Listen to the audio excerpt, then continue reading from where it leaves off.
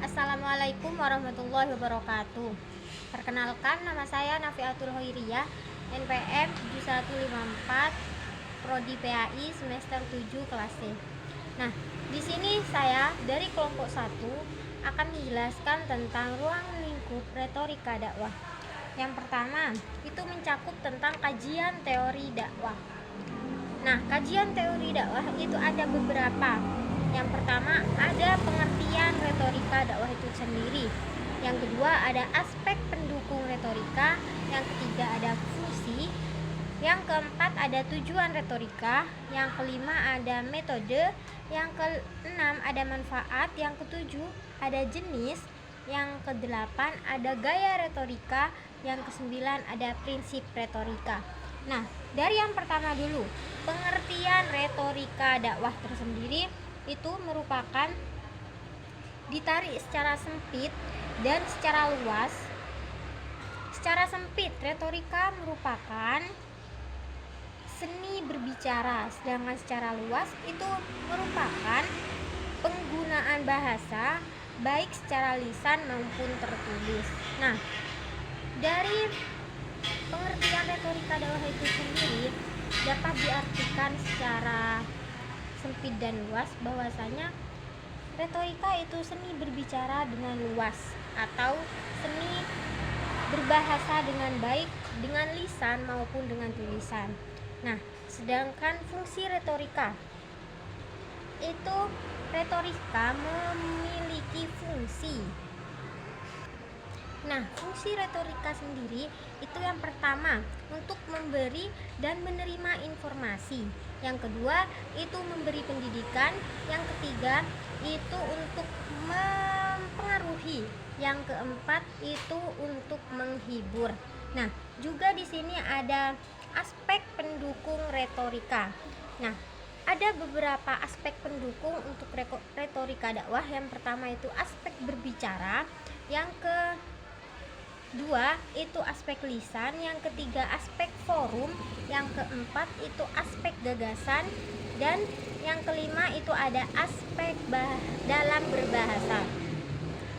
Juga ada tujuan retorika tersendiri, yaitu sebagai seni dikarenakan berdakwah harus menggunakan cara dan strategi yang baik, benar dan jitu, sehingga dakwah yang disampaikan terasa indah, menarik serta mengena. Nah, juga ada metode retorika. Ada beberapa metode. Yang pertama itu bijaksana. Yang kedua itu nasihatnya harus dengan baik. Yang ketiga itu ada berdiskusi. Juga ada manfaat retorika. Manfaat retorika itu juga ada beberapa, ada banyak sekali manfaat tentang retorika dakwah itu tersendiri. Yang pertama itu penuntunan, menutur bahasa dalam mengambil keputusan dalam kehidupan dan hal-hal yang memang tidak benar tapi bercenderung mengalahkan lawannya, yaitu manfaatnya retorika. Yang kedua itu mengejar atau menutur dalam berargumen itu dengan yang baik. Yang keempat itu retorika mengajarkan bagaimana menata tutur kata secara simetris. Yang terakhir itu membimbing tutur kata secara rasional dan dengan yang baik. Juga ada jenis retorika, gaya retorika, juga prinsip. Jenisnya itu ada 3. Yang pertama monologika, yang kedua itu dialogika, yang ketiga ada pembinaan teknik bicara. Sedangkan gaya retorika itu ada beberapa juga. Dalam gaya bahasanya harus resmi, baik, sopan. Juga dalam bernada, bahasanya harus bernada sederhana atau mulia dan bertenaga. Terus ada gaya bahasa menuntun struktur kalimat. Kalimatnya harus terstruktur. Juga ada gaya suara. Suara itu seperti jeda atau pitch merupakan tinggi rendahnya suara kita dalam berdakwah. Juga yang terakhir ada prinsip retorika, itu sebagai ilmu yang mengajarkan dan melatih kecerdasan dalam berbicara. Nah, lanjut yang kedua.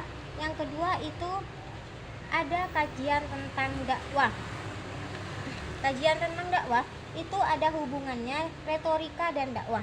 Nah, di sini dijelaskan bahwasanya retorika dan dakwah memiliki hubungan yang sangat erat karena keduanya sama-sama berkaitan dengan menyampaikan pesan kepada orang lain. Retorika merupakan seni berbicara, sedangkan dakwah merupakan mengajak orang lain melalui berbicara. Dalam kajian tentang dakwah ini ada pengertian dakwah tersendiri, juga ada unsur dakwah, ada objek dakwah, ada fungsi dakwah, yang kelima ada metode, yang terakhir ada tujuan dakwah.